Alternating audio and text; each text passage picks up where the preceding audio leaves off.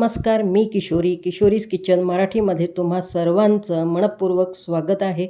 आज आहे वटपौर्णिमा आणि वटपौर्णिमेच्या तुम्हा सर्वांना खूप साऱ्या शुभेच्छा. तर आज वटपौर्णिमा आहे आणि मी पूजा घरीच करणार आहे वडाच्या झाडाची. माझ्या घरीच वडाचं झाड आहे आणि मी पूजा घरीच करते दरवर्षी. मी बाहेर जात नाही. जेव्हापासनं मी घरी झाड लावलेलं आहे कुंडीमध्ये, तर तेव्हापासनं मी घरीच पूजा करते.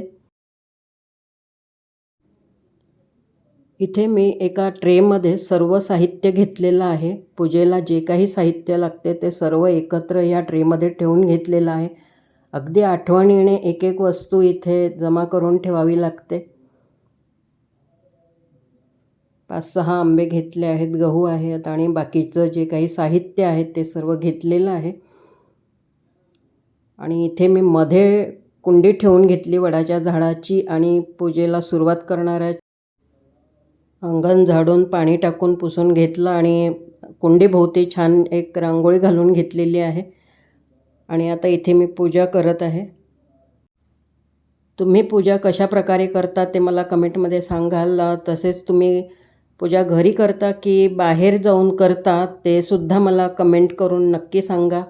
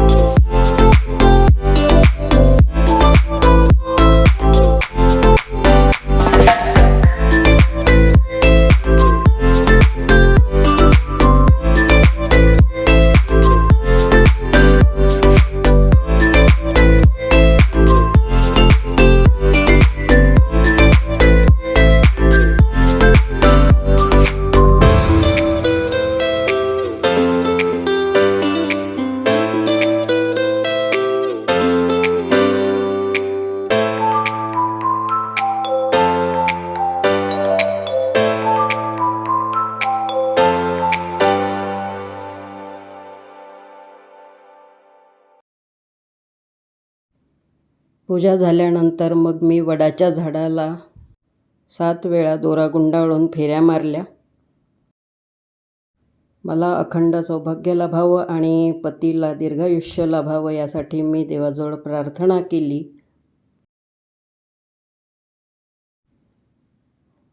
त्यानंतर मी इथे आरती करून घेतलेली आहे आणि अशा प्रकारे माझी पूजा झाली इथे.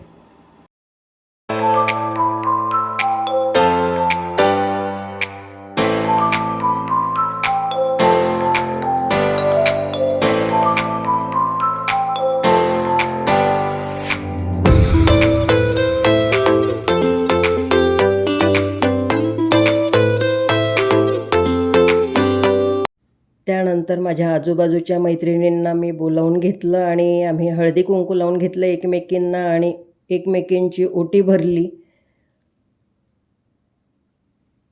अशा प्रकारे माझी ही आजची वटपौर्णिमेची पूजा झालेली आहे.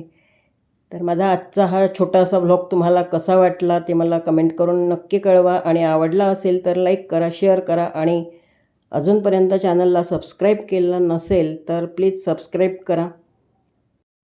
पुन्हा एकदा माझ्या सर्व मैत्रिणींना वटपौर्णिमेच्या खूप खूप शुभेच्छा. धन्यवाद.